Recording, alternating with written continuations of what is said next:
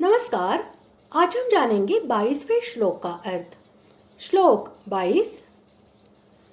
रुद्रादित्या वसवो ये च साध्या विश्वेश्विनौ मरुतश्चोष्मपाश्च गन्धर्वयक्षासुरसिद्धसङ्घा वीक्षन्ते त्वां विस्मिताश्चैव सर्वे।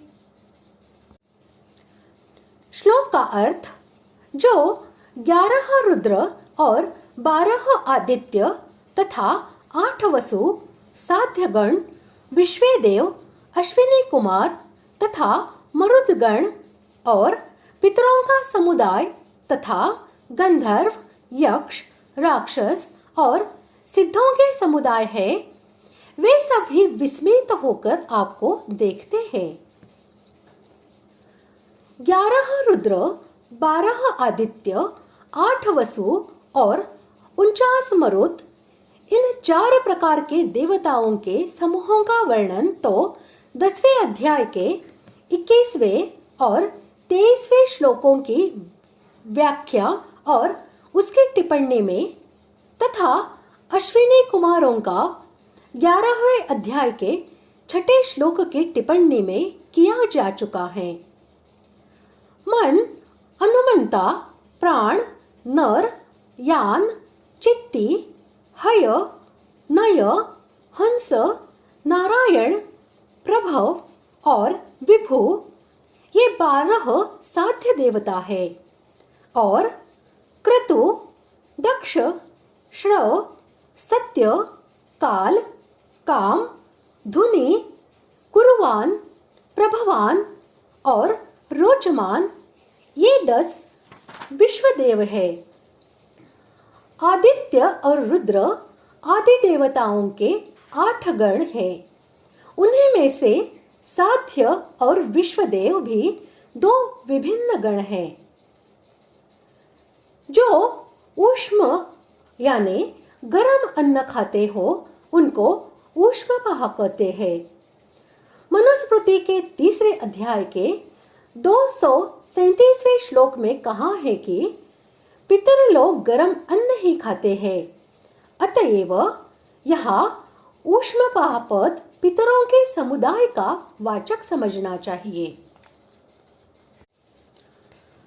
कव्यवाह, अनल, सोम, यम, अर्यमा, अग्निश्वात और बर्हिषत, ये 7 पितर है।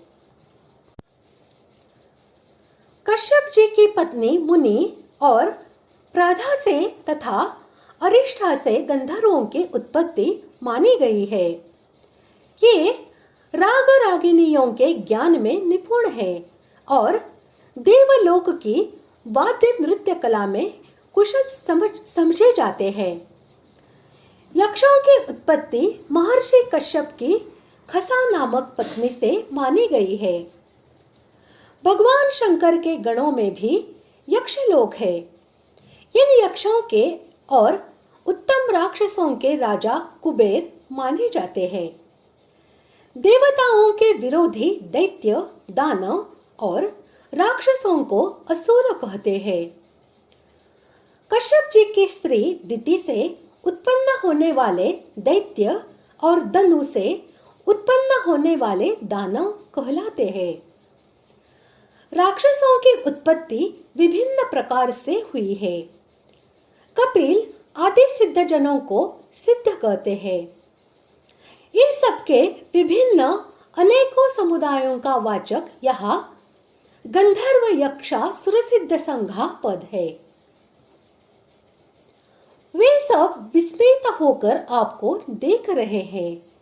इस कथन से अर्जुन ने यह भाव दिखलाया है कि उपर्युक्त सभी देवता, पितर, गंधर्व, यक्ष, असुर और सिद्धों के भिन्न भिन्न समुदाय आश्चर्यचकित होकर आपके इस अद्भुत रूप की ओर देख रहे हैं, ऐसा मुझे दिखलाई देता है। इस प्रकार आज हमने 22वें श्लोक का अर्थ जान लिया है। अगले भाग में जानते हैं 23वें श्लोक का अर्थ। धन्यवाद।